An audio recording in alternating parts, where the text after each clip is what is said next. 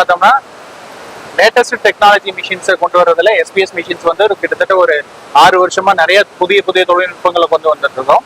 இந்த நெட்டெக் ஷோக்கு வந்து பார்த்தோம்னா இந்த மிஷினை நாங்கள் புதுசாக லான்ச் பண்ணியிருக்கேன். இந்த மிஷின் வந்து பார்த்தோம்னா pocket belting and zip attaching machine.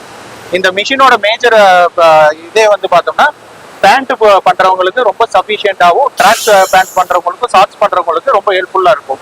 ஏன்னா இப்ப இருக்கிற திருப்பூர்ல வந்து பார்த்தோம்னா தொழிலாளர் பற்றாக்குறைய தீர்க்கும் வகையில வந்து பார்த்தோம்னா இந்த நார்மலா இந்த மாதிரி பேண்ட்டுக்கு யூஸ் பண்ணக்கூடிய பெல்ட் பாக்கெட்டும், இதுல நீங்க அடிக்கக்கூடிய ஜிப்பு, இந்த மாதிரி ஆப்ரேஷனுக்கு வந்து பார்த்தோம்னா 3 உதவியாளர் டெய்லர் வச்சு செய்யக்கூடிய வேலைகளை இந்த ஒரே மிஷினை வச்சு நீங்க ஈஸியா எளிமையா செஞ்சுக்கலாம்.